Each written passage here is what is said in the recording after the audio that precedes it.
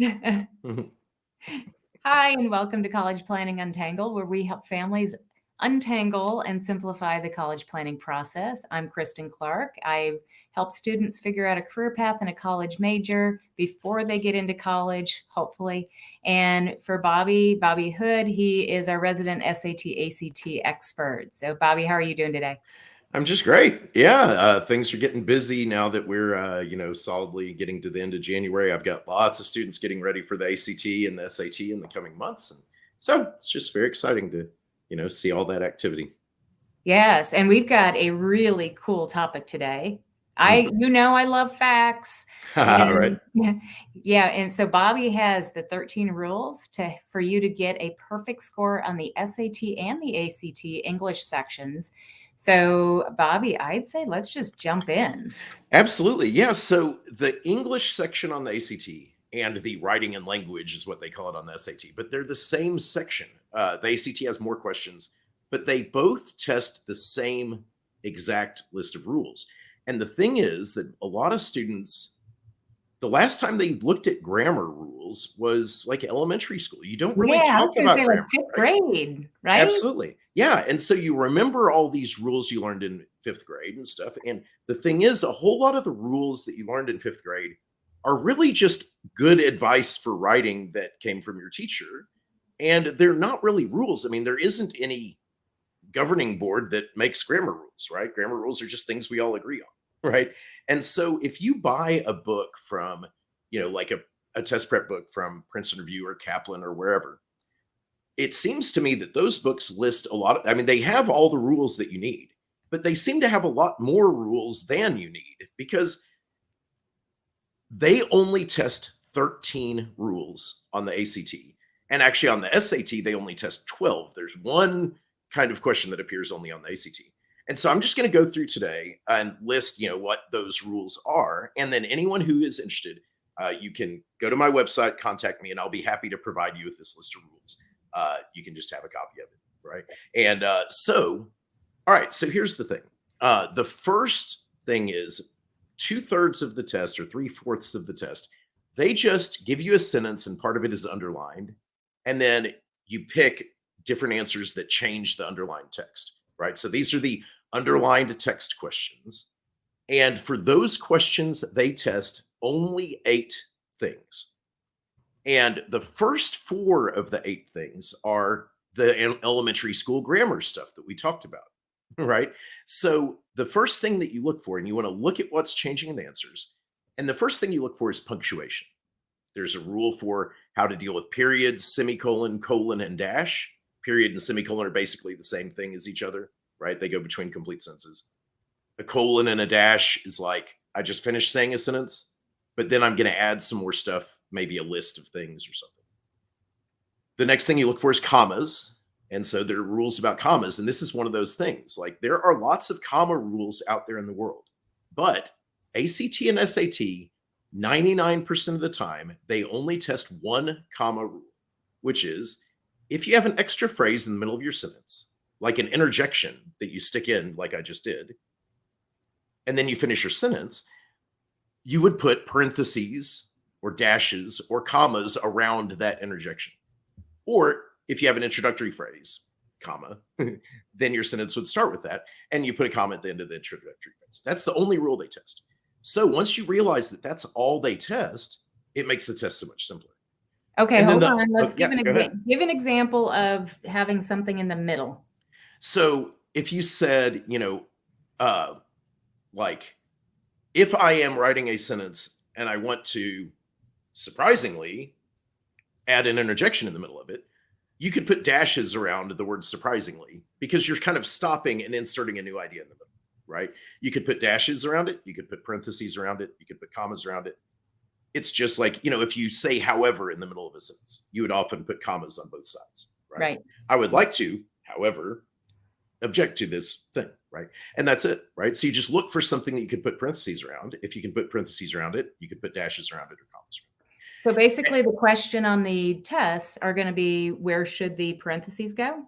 Yes, except all they do is underline text, right? And so it's just some underlined words, and there's a bunch of commas and dashes appearing, and you just have to pick the one that's best. Okay. The one that's best is if you see commas and dashes, you follow that rule, right? Okay. Got it. And so then the first 4 rules are period, semicolon, colon, dash, commas, and then using apostrophes and pronouns and verbs correctly, which is all just basic elementary school grammar. But the first 2 rules that we just talked about there, the punctuation and commas, those are the complicated ones. It just takes a second to get you good at that. Learning the rules for apostrophes and pronouns and verbs is pretty straightforward, and there aren't very many questions about those. But so those first 4 things are just basic grammar elementary school stuff. Then there are 4 more things they test on these underlined text questions. And they are more stylistic things. And so the 4 stylistic things they do is, one is word choice, just what words should go here. So they might be testing like the difference between or and nor and, right? But if your sentence has the word neither in it, in the beginning of the sentence, then it has to have nor in it. But you have to look in the non-underlined part of the sentence to see it, right?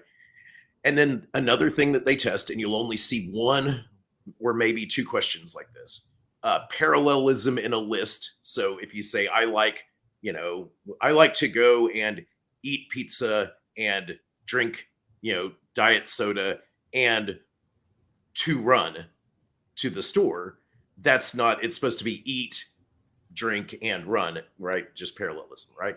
So you might see one of those. The most complicated questions are sentence fragments and run-on sentences, where the sentence is like, doesn't have a subject and verb in it, so it's a sentence fragment.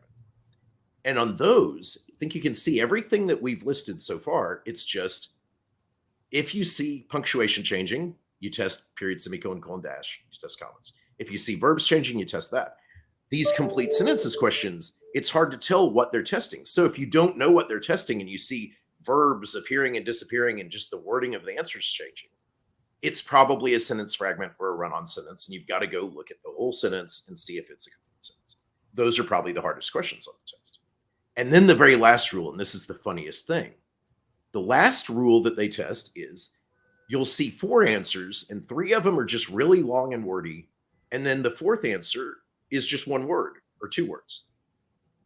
On those questions, you just simply pick the short one, or the short one that isn't really like strange. Like, if it says, this is appropriate, and then the other's answers say, this is really nifty or super, super cool, right? The answer is the boring appropriate.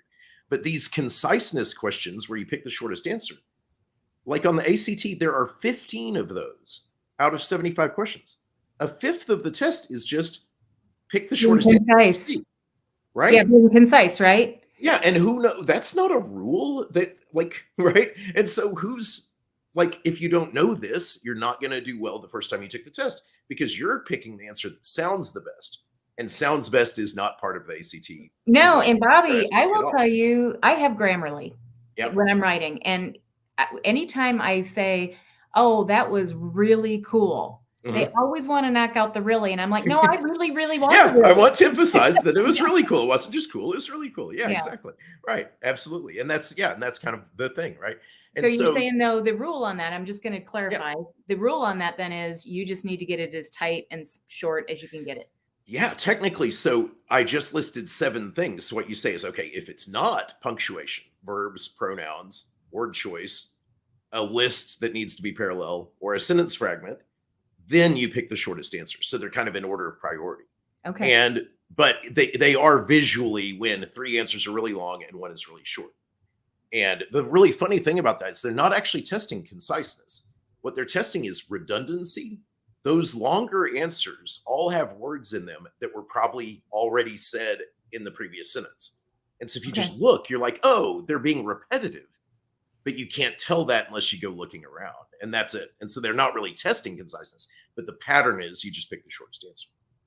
And here's what I'm getting out of all of this, though, is so far is that as far as the English and reading section, the reading section, it's really, like you said, it is about rules.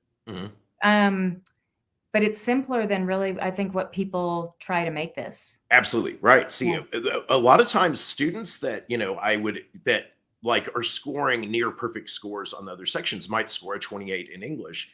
And I tell them, I'm like, the reason why is not that you don't know grammar, it's that you know too much grammar.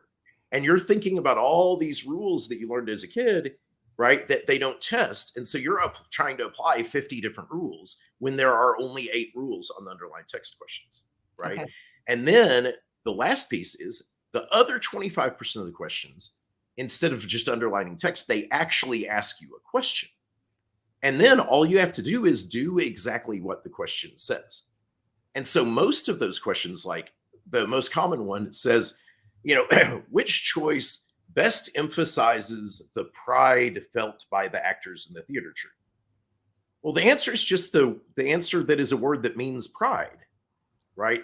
The actors in the theater troupe is just the topic of the passage. So you have to just look at the question and figure out, oh, okay, they want this definition, and that's it, right? Or it might say, which choice best concludes the passage by reiterating the main topic? Well, you just go look at the title at the beginning of the passage and then reiterate the title or the first sentence, right? But then the other, and this is the last little piece, the other 4 questions they ask. One of them is at the very end on the ACT of most passages, it says, did the essay accomplish the purpose of talking generally about national parks all over the United States? The answer to that question, there are only 2 answers to that question, always. And the default answer is no, the essay was on a narrower topic. It was about this one national park. The only other answer is yes, that's exactly what the topic was about. So once you know that the pattern is, the answer is usually narrower topic, that zeroes you in and you can go, oh, is it narrower than that, or is that exactly what it is? And then the next one, should we add this sentence to the essay? Or should we delete this sentence from the essay? They ask this a few times on each test, and the answer is always either one of 2 questions, 2 answers. One answer is that sentence is needed for the next sentence to make sense, so it is essential. And if we deleted it, the next sentence wouldn't make sense, so it's essential, so keep it. The other answer is that sentence is totally off topic from the rest of the paragraph, so delete it. Any answer that says anything other than those 2 things is wrong. And so once you have this list and you know that these are the patterns of the test, right, it makes it a whole lot easier. And then the last 2 question types are, what happens if we delete something, which is it was important and we lost it. And then the very last one is, where should we move this sentence to? And you should move it next to the other sentence that it needs to be next to, because like you have a sentence that says, in her book, Smith said this. Well, the sentence before that needs to mention a book and needs to give the full name, Jane Smith. And so that's where that sentence needs to go so that the 2 sentences make sense. So you see how those all kind of tie together. It's all the same stuff of just sentences fitting together.